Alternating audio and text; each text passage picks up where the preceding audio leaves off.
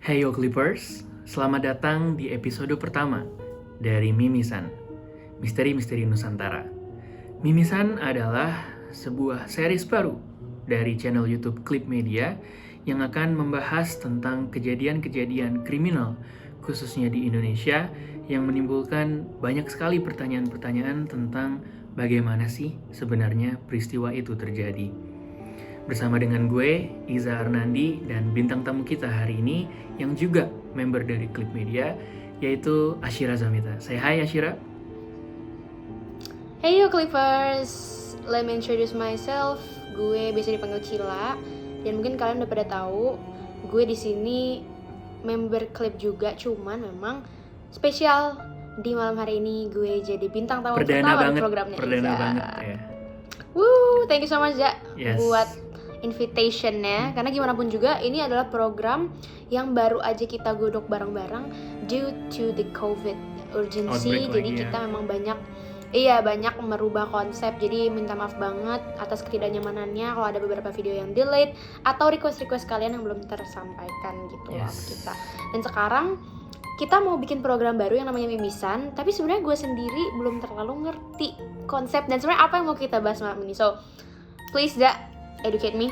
Jadi Mimisan ini di episode pertama kita akan ngebahas tentang sebuah perampokan yang sangat-sangat menjadi bahan pembicaraan di masanya, yaitu adalah perampokan Pulau Mas.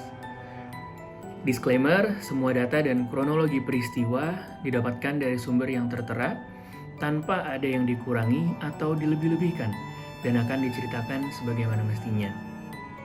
Nah, karena kejadian ini lumayan memilukan, sebelum kita mulai, kami sangat terpukul dengan adanya kejadian ini dan kami berharap keluarga korban yang ditinggalkan diberikan ketabahan dan juga kekuatan. Shall we? Let's do it. Let's clip.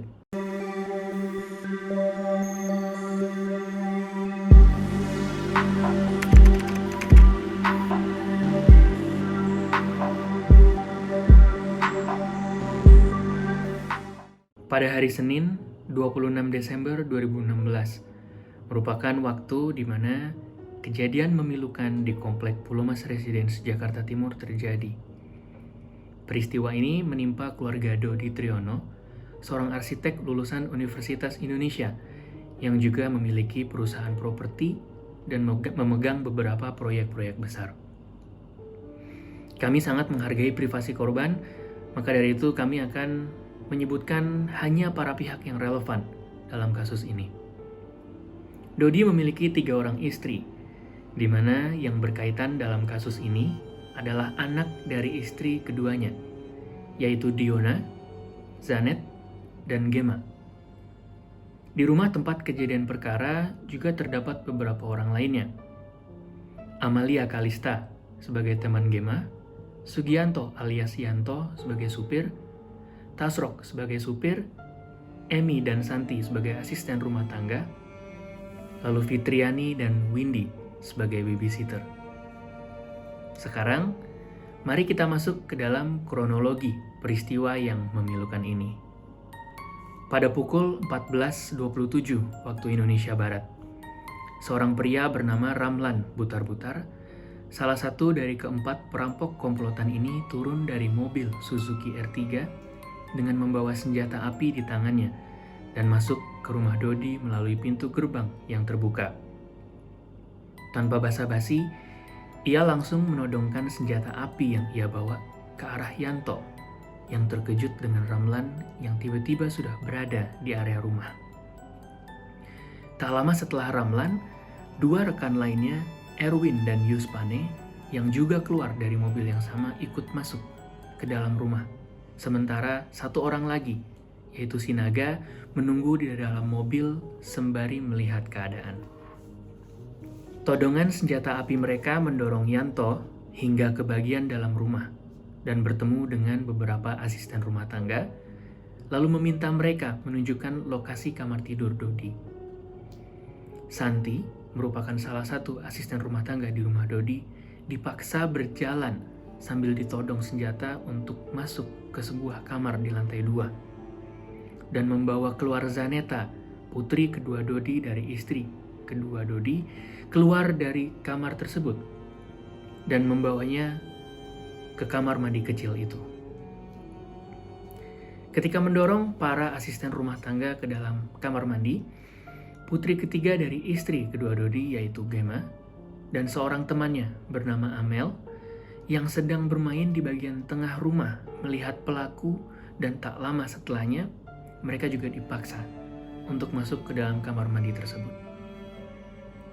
Mendengar kegaduhan yang terjadi, kakak kandung Gemma yaitu Diona keluar dari kamar yang berada di lantai 2 tersebut. Kemudian salah satu pelaku, Yuspane, menghampirinya dan menyeret Diona dari kamar melewati tangga hingga ke kamar mandi yang sama. Diona melakukan perlawanan dan sempat memberontak hingga akhirnya pelaku memukul Diona dengan pistol beberapa kali hingga akhirnya Diona tidak bisa berbuat apa-apa lagi dan akhirnya masuk ke dalam kamar mandi bersama dengan yang lain. Tidak lama setelahnya, Tasrok, supir Dodi, tiba di rumah dengan menggunakan motor. Namun sayangnya, si naga yang berjaga di luar melihat Tasrok dan segera menghampirinya dan menahan Tasrok ke kamar mandi yang sama. Di saat ini, berarti terdapat 10 orang yang berada di dalam kamar mandi berukuran 1,5 kali 1,5 meter tersebut. Di saat awal perampokan itu terjadi, posisi Dodi sedang tidak ada di rumah. Karena di saat asisten rumah tangga tersebut menunjukkan ruangan kamar Dodi, ia tidak berada di dalamnya dan kamar itu kosong. Namun pada pukul 14.35 waktu Indonesia Barat, tepat setelah Tasrok digelandangkan masuk ke kamar mandi, Dodi tiba di rumah dengan menggunakan mobilnya. Dengan santainya, Yuspane dan Sinaga membukakan pintu pagar untuk Dodi. Dan ketika mobil Dodi masuk, mereka segera menutup pagar rumah. Dan seketika Dodi terkepung oleh para perampok. Diancam dan ditodong oleh senjata api serta senjata tajam, Dodi tidak bisa berbuat banyak. Para perampok merampas dompet Dodi, dan setelah itu ia juga diarahkan untuk masuk ke dalam kamar mandi. Di saat ini berarti terdapat total 11 orang yang berada di kamar mandi kecil tersebut, yang ternyata mereka harus bertahan tanpa ventilasi selama kurang lebih 18 jam lamanya. Setelah semua orang dimasukkan ke dalam kamar mandi, para pelaku kemudian mengotak-atik mobil Dodi yang tadi digunakan, lalu para pelaku meninggalkan kediaman Dodi. Dan pada thread yang dicuitkan di Twitter oleh MVW_Mystic mengatakan bahwa para pelaku berhasil mengambil uang tunai sebesar 7 juta rupiah, HP, dan jam Rolex, serta uang bat Thailand, dolar Singapura, dan dolar Amerika, yang di total nilainya mencapai 60 juta rupiah. Sekarang, mari kita bahas tentang kondisi 11 orang ini. Kamar mandi berukuran 1,5 kali 1,5 meter tersebut terbuat dari kayu kokoh yang cara membukanya harus didorong ke dalam. Jika hendak didobrak, akan sangat sulit karena selain pintu itu terbuat dari kayu yang kokoh, arah buka pintu tersebut berlawanan dengan dobrakan, sehingga membuatnya semakin sulit untuk dibuka. Keberadaan 11 orang tersebut sangat sesak dan benar-benar saling berdesakan. Di dalam kamar mandi tersebut, Dodi masih terus berusaha untuk dapat mengeluarkan semua orang yang ada di dalam.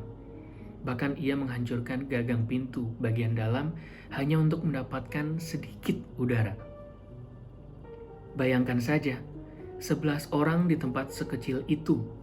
Tidak ada oksigen yang masuk serta suhu ruangan yang pasti terus menaik, sehingga mereka terpaksa harus berebut oksigen satu sama lain dalam ruangan itu. Kesadaran mereka pun satu persatu mulai menghilang. Tidak tinggal diam, Dodi juga dikatakan sempat meminum air ledeng untuk menurunkan suhu tubuhnya. Namun masih tetap saja tidak membantu dan oksigen di ruangan itu kian menipis. Satu persatu, mereka terlelap dalam tidur, dan secara tidak sadar, mereka sudah tidak lagi dapat ditolong. Bahkan, Diona sempat menggigit tangan Zanet, tangan adiknya, agar dapat terus bertahan. Kondisi ini berlangsung selama 18 jam lamanya, hingga pada keesokan harinya, Selasa, 27 Desember 2016, sahabat dari Diona, yaitu Sheila Putri, mendatangi rumah Dodi untuk memastikan keadaan Diona, karena Diona tidak bisa dihubungi sejak Senin sore.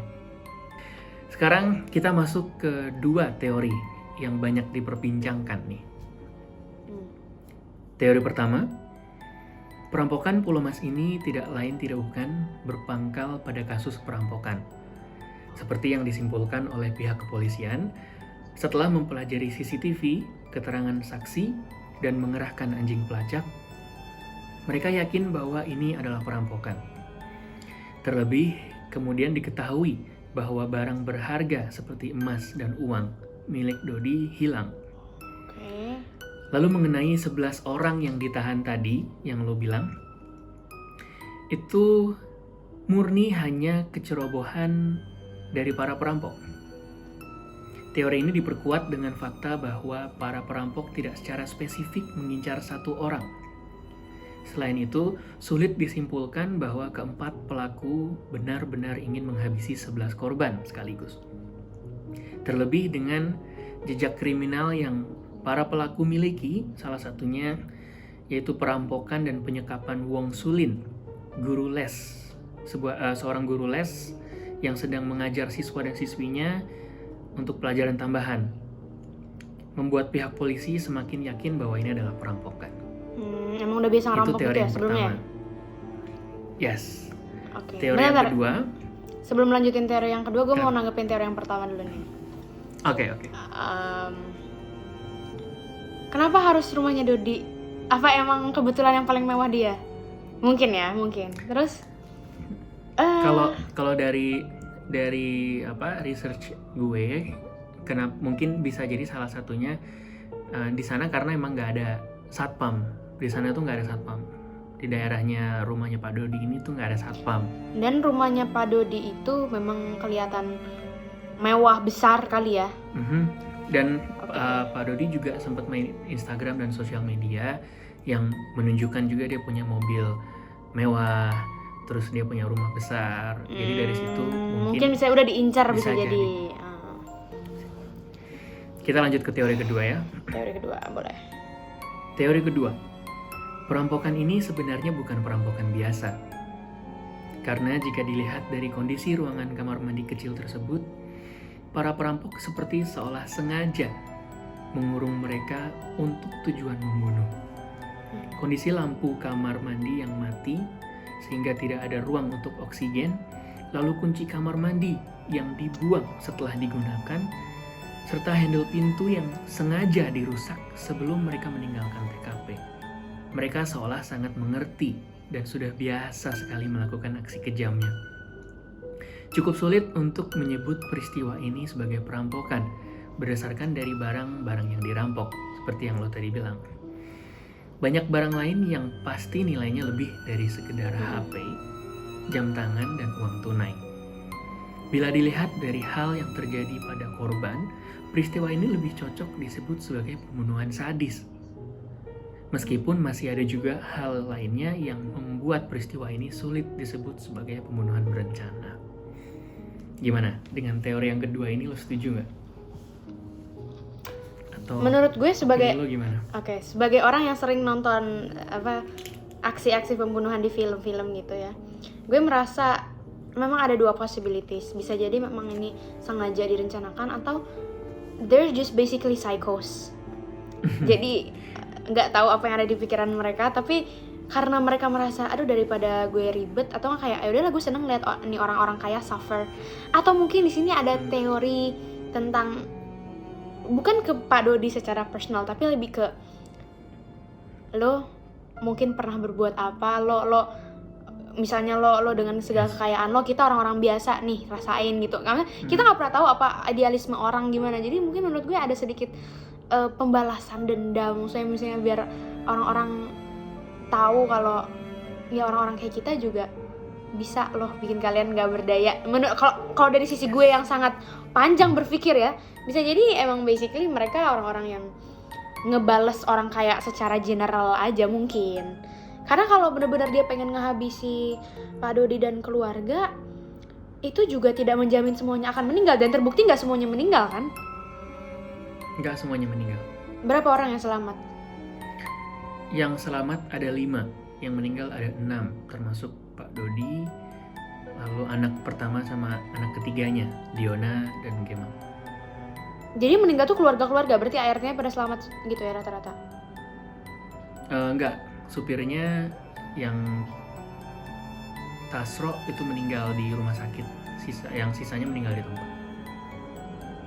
Ya, menurut gue bener sih tadi kata teori yang kedua, ini udah lebih ke pembunuhan, tapi bisa jadi pembunuhannya memang karena basically mereka psycho aja, bukan karena mereka sengaja pengen ngebunuh gitu kayaknya. Karena kalau memang mereka sengaja pengen ngebunuh, kalaupun mereka pengen sadis, mereka bisa lebih sadis dari itu, dan bisa make sure semuanya meninggal. Kok ini kan nggak dibilang suffering banget juga enggak gitu. Kalau dari sisi gue sih itu ya. Ada yang janggal sih menurut gue kalau dilihat dari kunci pintu yang dibuang setelah dipakai. Itu buat apa sih gitu? Loh, biar mereka nggak keluar lah. Iya nggak sih? Nggak, maksudnya handle pintu dirusak kayak gitu-gitu tuh, kalau bukan niatnya untuk ngebunuh, rada susah dicerna gitu loh. Mau lihat CCTV-nya nggak? Nanti kita lihat CCTV-nya ya. Dari jalan. Nah.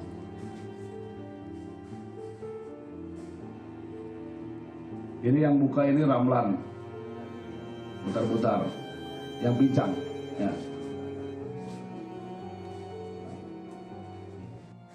Dia melihat. Langsung masuk kalau udah terbuka. Ini Ramlan. Aku udah duluan dalam.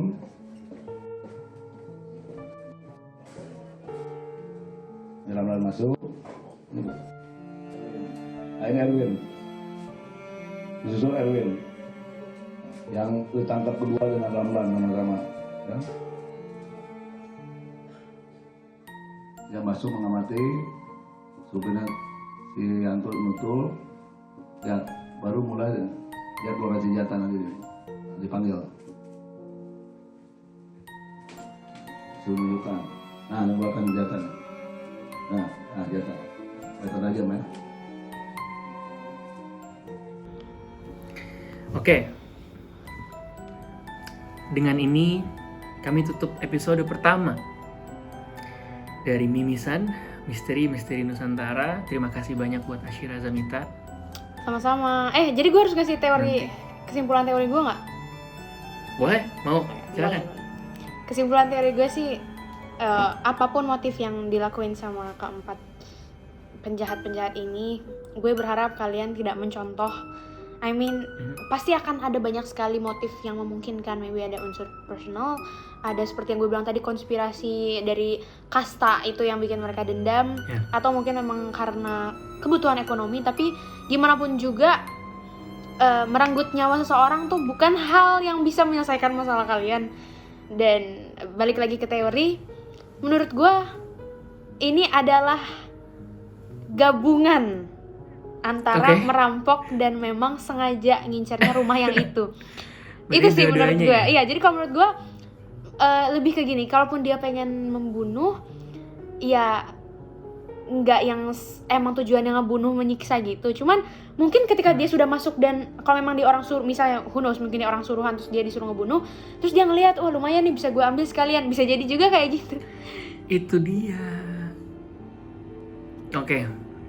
Terima kasih banyak Ashira Zamita. Sama-sama Iza. Sudah mau main ke Mimisan episode pertama. Aduh, menegangkan banget sih, ini malas deh gue. Tegang banget. Tapi, ya asli. Biasanya kita fun gitu. Gue berharap sih semoga kejadian serupa tidak pernah terulang lagi, dan kayak buat semua kolega atau teman-teman atau tetangga semua yang pernah berada di posisi seperti ini atau mungkin kenal sama korban atau pelaku, semoga diberikan ketabahan ya, yang sabar, yang kuat. Semoga semuanya tetap aman terkendali.